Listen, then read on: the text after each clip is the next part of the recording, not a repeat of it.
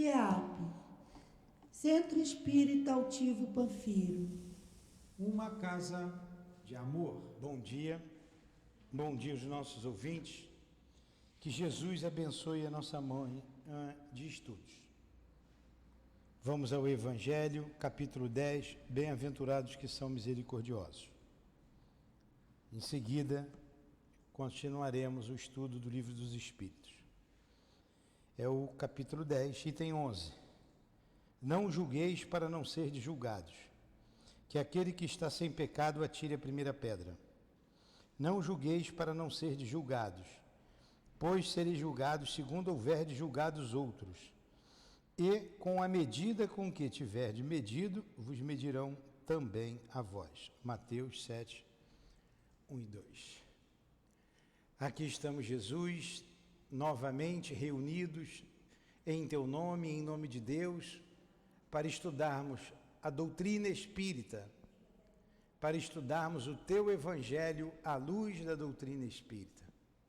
Proteja-nos, ampara-nos, permita que em Teu nome possamos invocar, chamar em nosso socorro o querido Espírito Eurípides Barçanufo, patrono deste estudo, o nosso irmão altivo, responsável pela nossa casa de amor, e os guias que sustentam o CEAP. Em nome desses espíritos queridos, em nome de Allan Kardec, de Leon Denis, em nome do amor, do nosso amor, pedimos a devida permissão, Senhor, para iniciarmos os estudos desta manhã. Que assim que seja.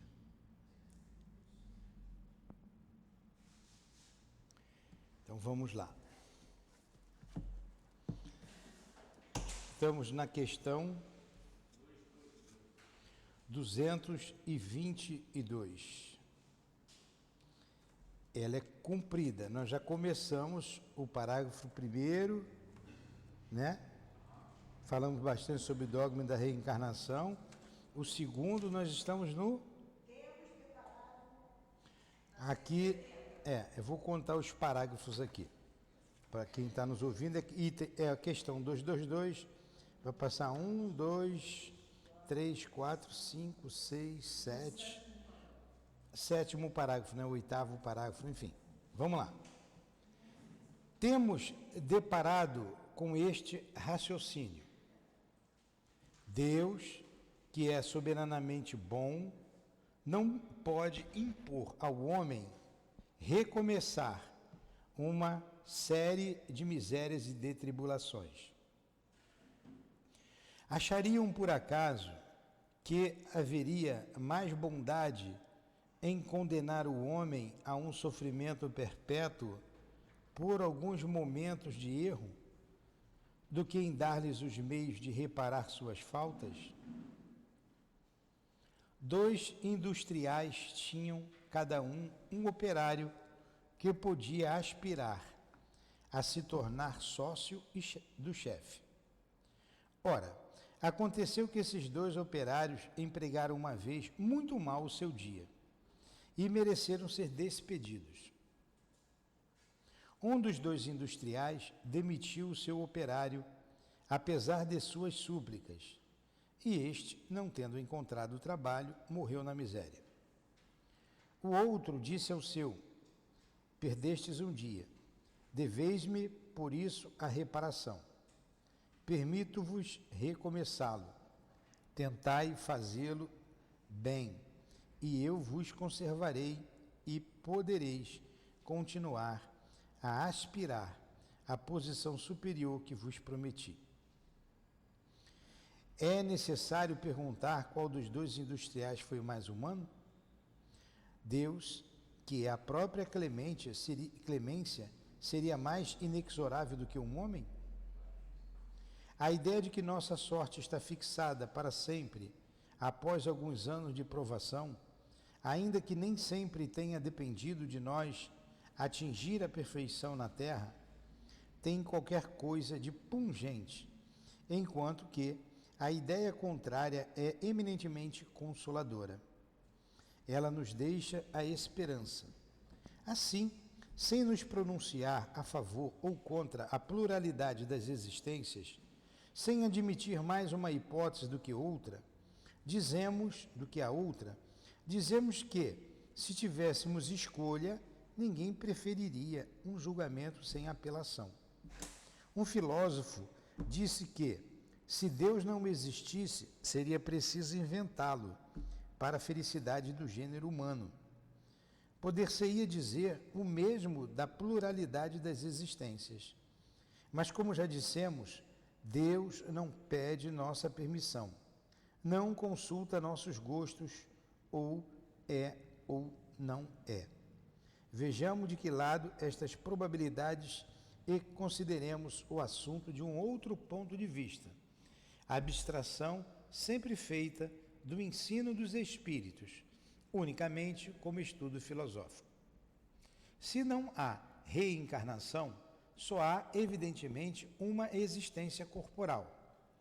Se nossa existência corporal atual é a única, a alma de cada homem é criada no seu nascimento, a menos que se admita a anterioridade da alma.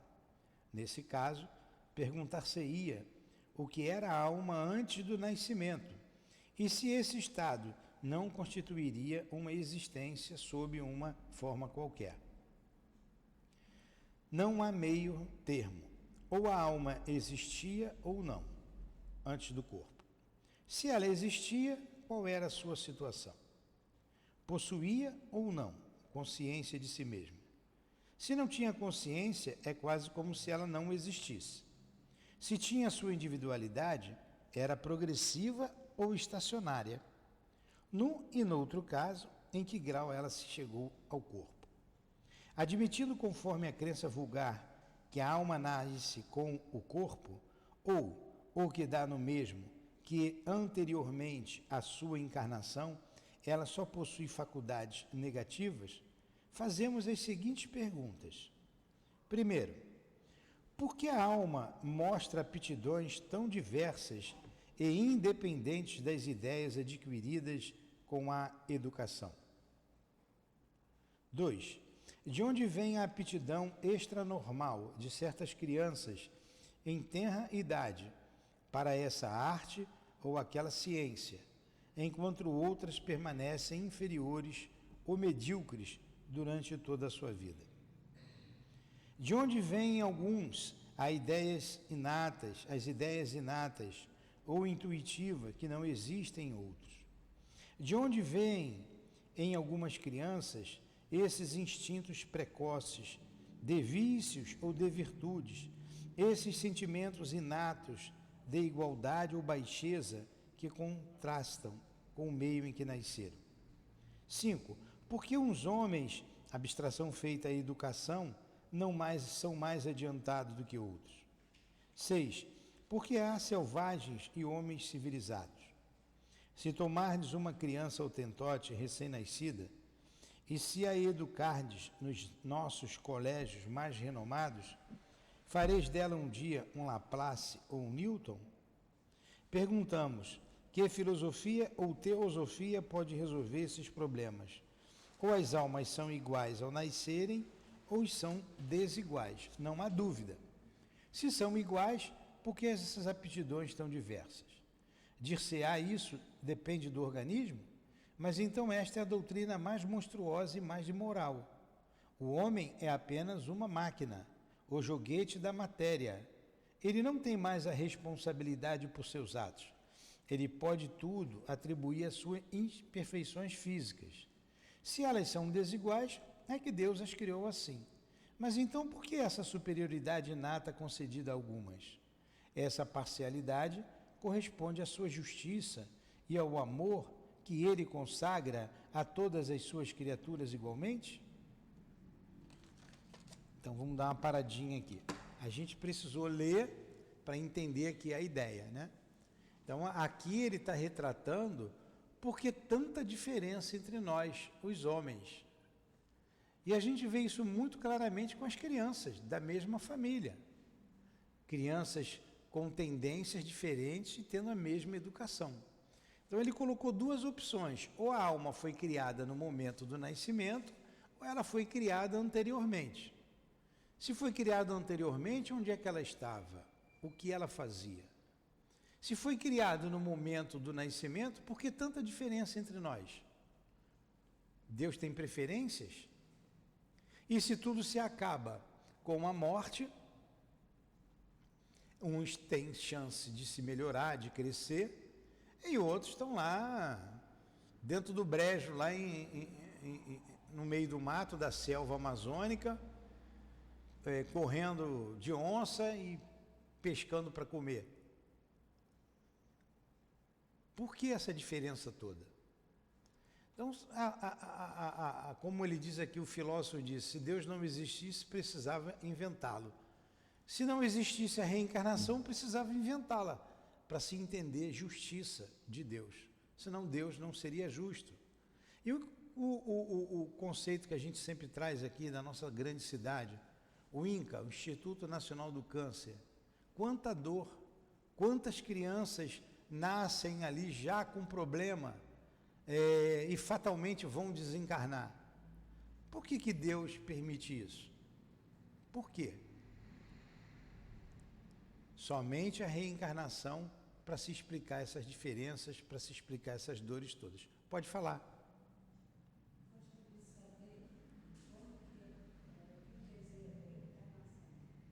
A senhora gostaria de saber o que é reencarnação. Reencarnar. Reencarnar vem de carne.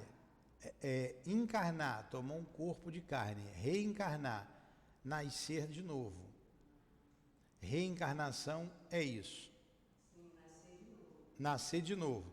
Então a senhora já nasceu muitas vezes. É. É. Bom, eu vou falar aqui um pouquinho, não tem problema. Mas essas perguntas assim, bem básicas, a gente estuda lá no que é o Espiritismo. Tem um estudo do que é o Espiritismo que começa bem do princípio. Então aqui ele está dando os argumentos da reencarnação e da unicidade das existências. Ou você nasce uma vez e morre, ou você nasce muitas vezes. Nascer outra vez se chama reencarnar. Entendeu? Como é o nome da senhora? Leusa. Cleusa. Entendeu o que é reencarnar? Aí quer dizer que eu morro depois dessa idade. Aí eu reencarno de novo? O objetivo da vida é o progresso, o espírito. Encarno em outro corpo. O espírito, o objetivo da vida é o progresso. Deus, quando criou o espírito, criou para chegar até ele, para progredir, para caminhar, para crescer. A gente não consegue isso apenas numa existência.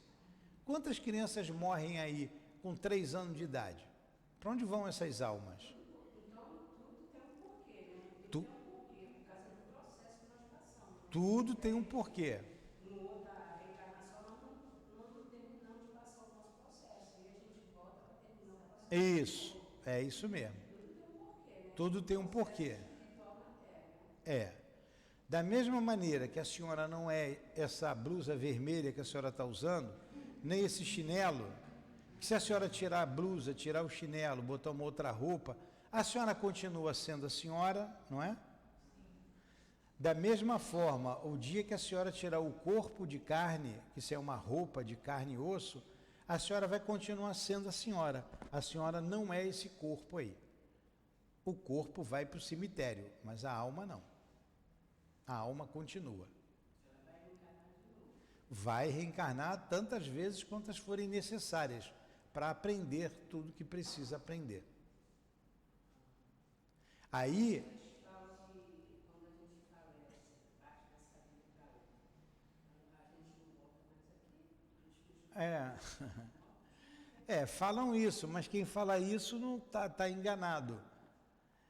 Não reencarna imediatamente, a gente leva um tempo para voltar, tem um tempo mais ou menos longo. depende da necessidade de cada um. E depois volta. Agora, se você for na igreja ali da esquina dizer que tem reencarnação, eles vão dizer que isso é coisa do demônio.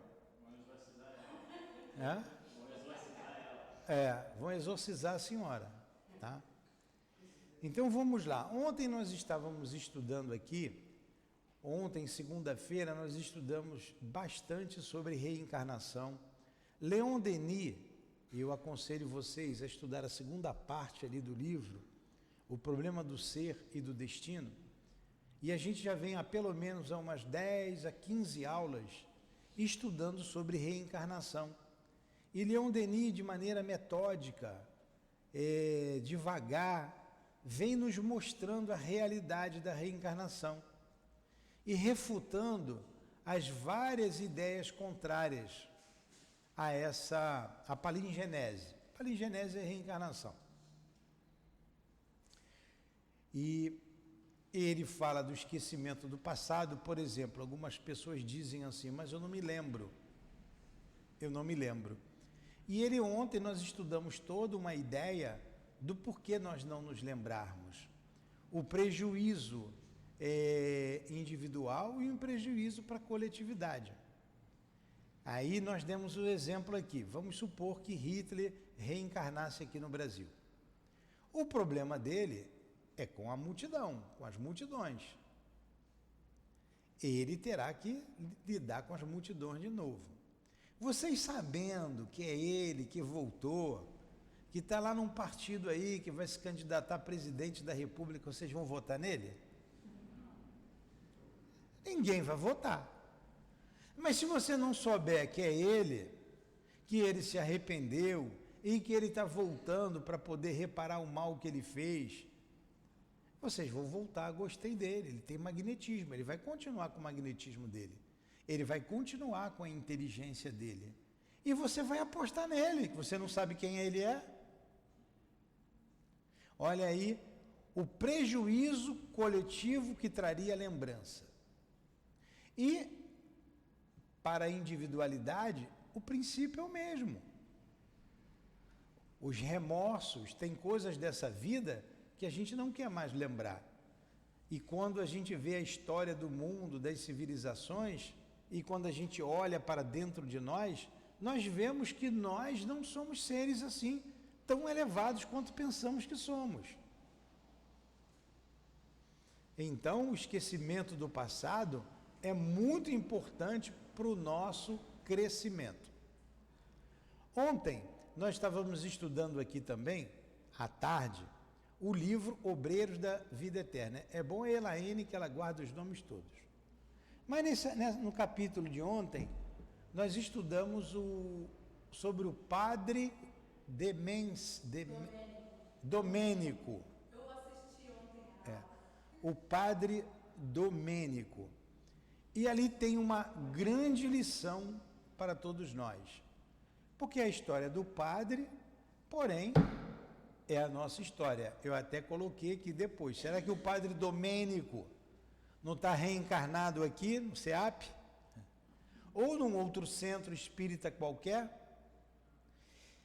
Se tivesse o inferno, padre Domênico estaria no inferno. Outra coisa, o que o padre Domênico fez, usando do seu carisma, da religião, da sua posição, ele abusou de tudo isso e trouxe sérios prejuízos para muitas pessoas e famílias. Trazemos para nós aqui também, e nós, com o conhecimento que já temos sobre magnetismo, sabemos que temos magnetismo, sabemos que é fácil manipular algumas mentes mais fracas, não é difícil. Então a gente ter cuidado para não cair na mesma situação do padre Domênico, dentro do centro espírita. Você ter cuidado. Então vamos lá no padre Domênico. Dito isso, por quê eu falei isso? Porque eu não estou julgando, estava aqui, ó. Não julgueis para serem julgados. Ainda bem que vocês não se lembram de mim. Ainda bem. Porque se lembrasse, vocês iam embora daqui. Não, esse cara aí não. Ainda bem. Então vamos lá. Eu não vou contar toda a história ali, porque a história do Padre Domênico, a gente já está lendo aí umas 3 ou 4 aulas, 1 hora cada aula, umas 4 horas, 5 horas que a gente está estudando. Mas basicamente, um espírito bondoso quis interceder junto ao Padre Domênico. Há 40 anos que ela não encontrava o padre. E surgiu a oportunidade. E, ao julgar dela, como é que era o nome dela? Irmã? Hã? Luciana é a médica. Ela é N que sabe tudo. Ela, então, montou uma equipe de resgate ao Padre Domênico. Foram lá 20 espíritos. Foram caminhando na região inferior do mundo espiritual, passaram por uma região umbralina muito pesada, muito tensa. Ele não estava ali, ele ainda estava depois dali. Ele estava num lugar muito ruim. Ele foi visto com as suas vestes negras, tem um nome, bata, não sei o nome, ele falou o nome lá, aquela roupa que o padre usa, esfarrapada, e excomungando todo mundo. Ele se sentia injustiçado, porque ele era padre, ele recebeu a extrema-unção e foi prometido a ele o reino dos céus, e ele não estava no céu. Aí, esse espírito querido dele chegou até ele estava deitado no solo, ele nem percebeu a presença dos espíritos. Ela colocou a cabeça dele, ela sentou do lado dele, no chão, colocou a cabeça dele na perna dela, né, aconchegou como se fosse uma criança, começa a conversar com ele. Ele não escuta, ele só blasfema. Ele sente alguma coisa por perto e ele xinga. Demônios do inferno, o que vocês estão fazendo aqui? E a moça e a senhora lá,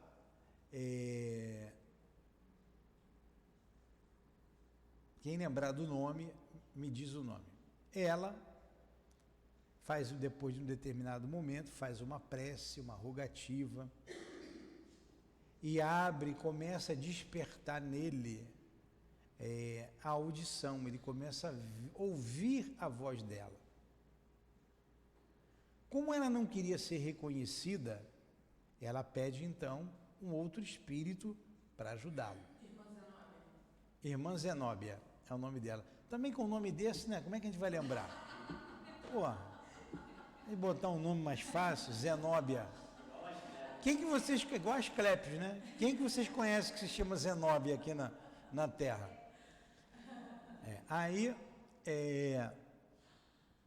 Irmã Zenóbia, com muito amor, muito carinho, ele blasfemando. Aí tem uma enfermeira, chamada essa que você falou, Luciana, que tinha clarividência. Agora que coisa interessante, né? O espírito tinha clarividência.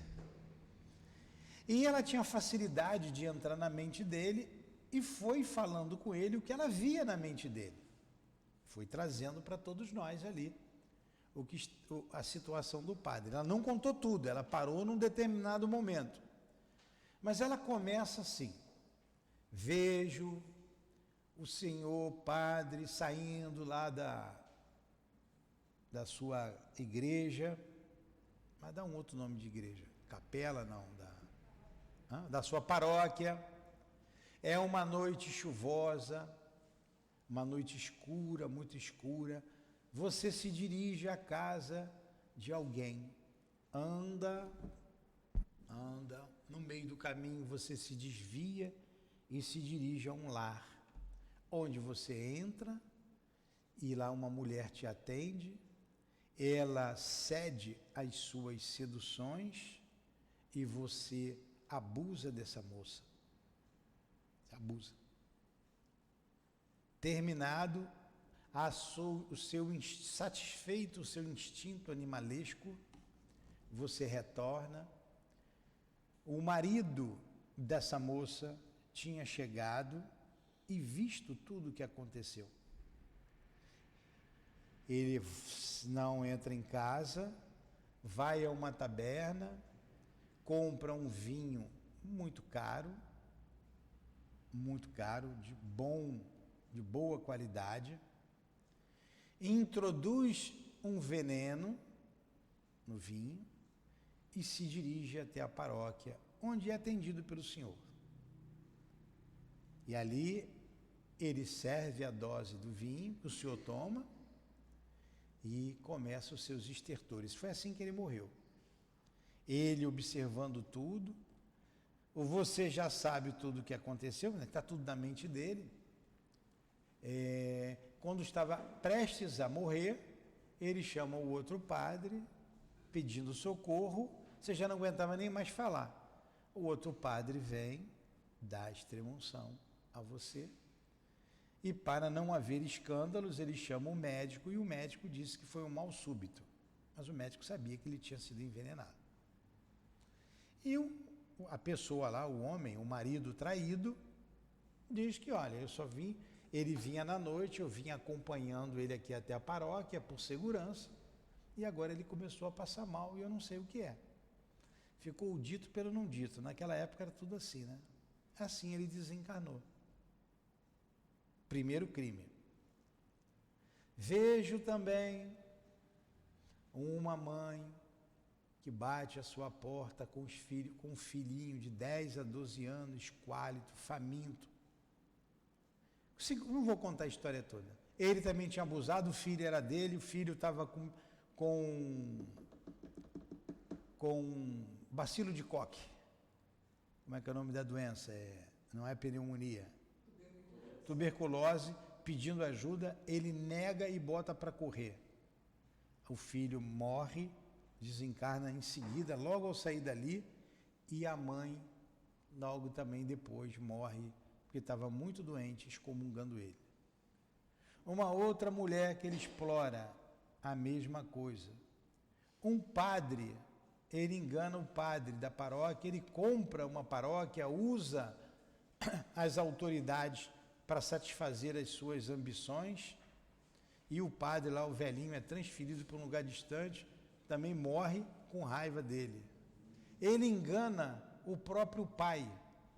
O pai estava, contei 5 casos aqui, que eu estou com o dedo aqui, ó, tem uma porção. O pai estava lá no seu momento de agonia, faz um testamento, pede para ele cumprir aquele testamento, ele diz palavras belíssimas para o pai, porque ele era inteligente. O pai confessa que teve uma relação fora do casamento e pedia para que o filho dele, que a mulher, não ficasse ao desamparo, que doasse aquilo que ele está pedindo para aquela família. Ele diz que sim, mas quando o pai morre, ele pega o documento e enterra junto com o pai. Enganou o pai, enganou o padre, enganou autoridades, enganou mulheres, teve filhos que deixou morrer à míngua. Esse merece para o inferno, ou não? E se eu disser que ele está reencarnado aqui? Pode ser você, Diego. Olha do que você escapou. Agora está com cara de santo. Nem cara de santo você tem ainda. Tá? Mas está aí. O que seria mais justo? Deus dá uma oportunidade e um detalhe da reencarnação ali. Reencarnação é para ser entendido e compreendido. Ali está sendo estudado um caso de reencarnação. Ele sai de uma zona inferior do umbral direto para um corpo físico. Ele não faz estágio em lugar nenhum. Ele não podia nem ir para a casa transitória, onde estava a irmã Zenóbia. Nem entrar na casa transitória ele podia. Ele vai sair dali para um corpo e começar a sua caminhada de reparação. Reparar. É mais justo Deus do que os homens? Ou o homem é mais justo do que Deus? Porque esse filho, esse espírito, quando chegar no colo de uma mãe, vai ser tratado com todo amor e carinho. E vai ter uma caminhada difícil na vida dele. Então não seria mais justo dar a oportunidade de reencarnar, mesmo a gente imagina uma vida de muita dor desse espírito, de muita dor. Se você olhar de fora e não conhecer a história, você vai dizer assim, mas Deus é injusto. Deus não está sendo injusto, muito pelo contrário, extremamente misericordioso, dando a esse espírito novas oportunidades para que ele refaça o caminho. E muito, mas muito provavelmente, a gente não tem acesso à ficha dele, né, isso é para guia, ele não vai levar nenhuma, nem duas encarnações para resolver esse problema todo. Vai gastar tempo. Estão entendendo o que é a reencarnação? A misericórdia de Deus? Então, esse espírito, livro, aí é coisa da minha cabeça. Eu fiquei ontem aqui. O livro foi escrito em 1946. 1846, que ele tem reencarnado em 46.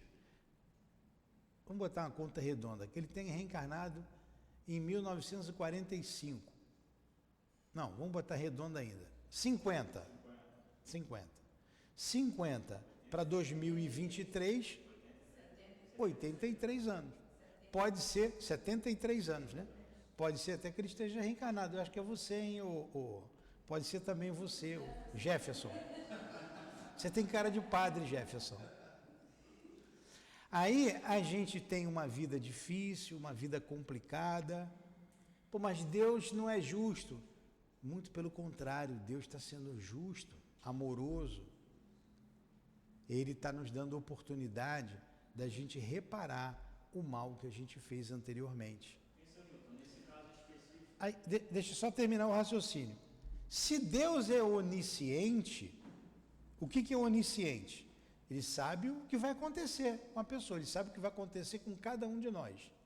Se ele é onisciente, ele sabia que o padre Domênico ia falir, não sabia? Ele já sabia que ele ia pisar na bola. Aí Deus então seria mau, porque ele criou alguém que iria falhar e queria mandar para o inferno, por grande prazer. Então Deus teria prazer em mandar as almas para o demônio, que já é uma história mal contada, aquele negócio de demônio. Então ele manda a alminha para o inferno para alimentar a fome do demônio. Ele sabe de tudo. Então a ideia da unicidade da existência é contrário ao amor e à misericórdia de Deus. E a gente tem vários argumentos. Por que a Cleusa é pobre, é simples, tem dificuldade? E por que o Tiago é rico, tem tudo na vida, tem todas as facilidades? Deus preferiu o Tiago e quer mais que a senhora sofra? Deus não é justo. Então, somente compreendendo a reencarnação que a gente começa a compreender as diferenças que existem entre nós. Da mesma forma que cronologicamente temos idades diferentes aqui no corpo físico, cronologicamente, como espíritos, temos idades diferentes. Jesus é um irmão bem mais velho, um espírito bem mais experimentado, amadurecido, um irmão que tem a visão de muitas experiências essas que nós ainda não tivemos. Teremos um dia, né? Isso é um processo. Aí você começa a entender o sentido da vida. Você começa a entender o que é que você está fazendo no palco da vida.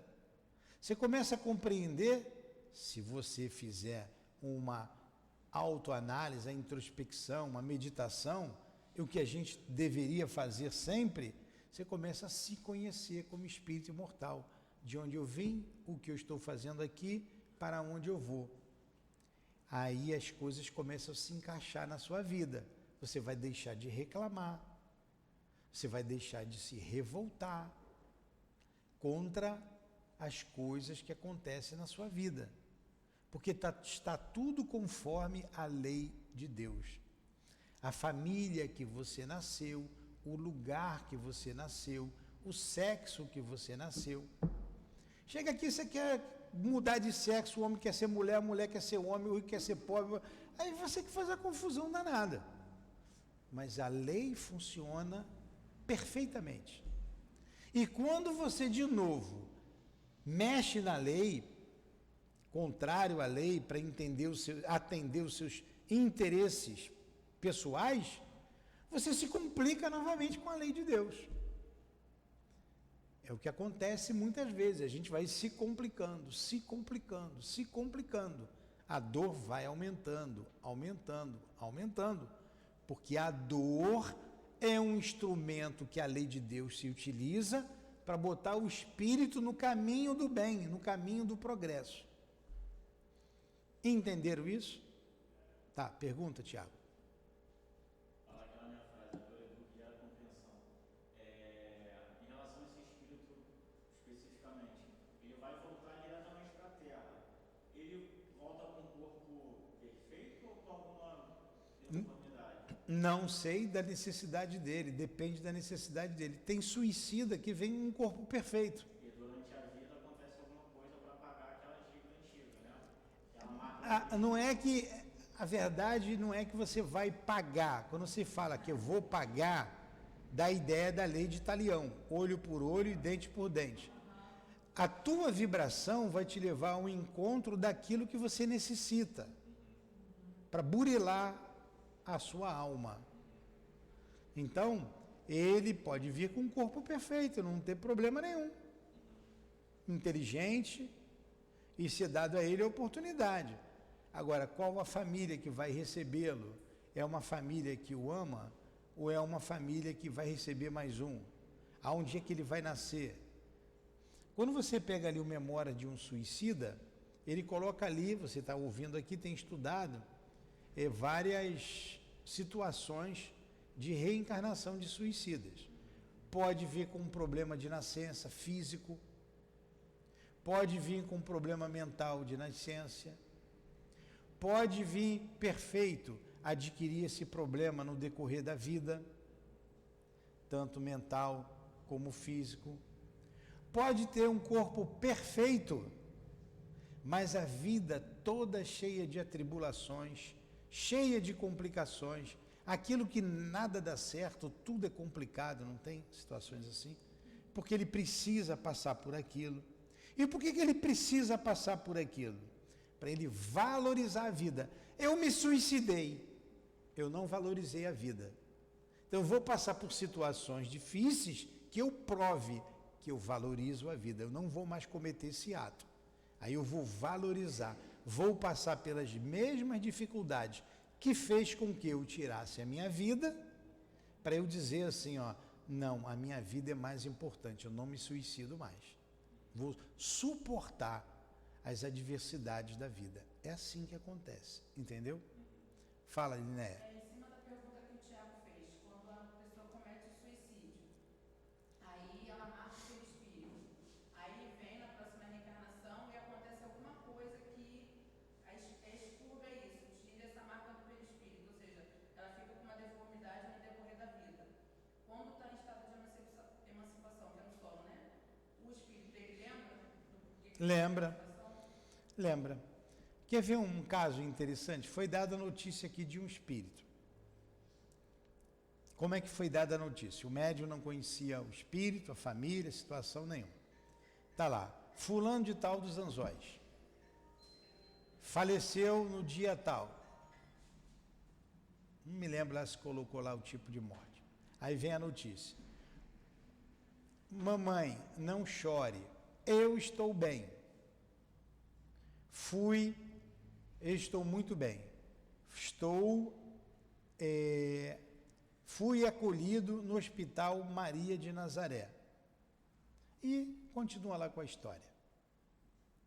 O que a colônia, a colônia Maria de Nazaré, é uma colônia espiritual que só atende a suicidas.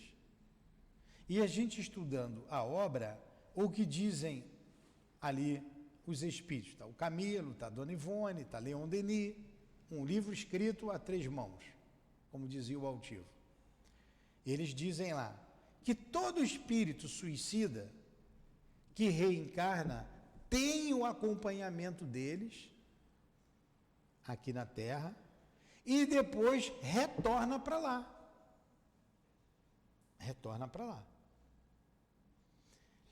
Esse espírito, ele tinha problemas físicos, ele tinha problema de cabeça. Eu não sei falar o nome, eu vou chamar de retardado, mas eu não estou aqui desrespeitando ninguém. A gente tem que ter cuidado com tudo, né? É maluco, pô. Tinha lá a síndrome de Down, não sei o que ele tinha lá, qual é o problema que ele tinha. Tem um nome técnico aí, e eu vou falar de retardamento mental, sem querer ofender a ninguém. Ele tinha os seus problemas. Morreu aos 40 e poucos anos. Olha, retornou à parte espiritual bem, ele venceu. O problema físico dele lá, foi consequência do suicídio que ele cometeu anteriormente. Como que ele se matou? Eu não sei. Acarretou um problema sério nessa vida. E ele venceu. Ele retornou à pátria espiritual, não se suicidou, estava bem. Vai se preparar uma nova reencarnação para que ele dê continuidade à linha de progresso dele. Entendeu? Entendeu, Liné? Então, cada caso é um caso. Cada caso é um caso. Como a gente descambou um pouco para o suicídio, avisa aos navegantes, não existe a morte. Vai se decepcionar. Viu, Vitória? Vai se decepcionar. Porque não tem morte. E a dor é imensa. Imensa. Fala. Além de não resolver o problema que levou a pessoa ao suicídio, tem a revolta contra a lei de Deus. Aí vai incidir sobre o suicida leis morais, leis físicas, biológicas, então vou falar bioquímicas, biológicas e químicas, tudo vai incidir sobre o corpo espiritual do suicida. Então, nunca, jamais, negativo, nada inédito, tinha um programa desse, né? Nunca, jamais optem pelo suicídio, porque é um logro, é uma mentira. A vida continua, ninguém morre, o que morre é o corpo. Fala, Cleusa.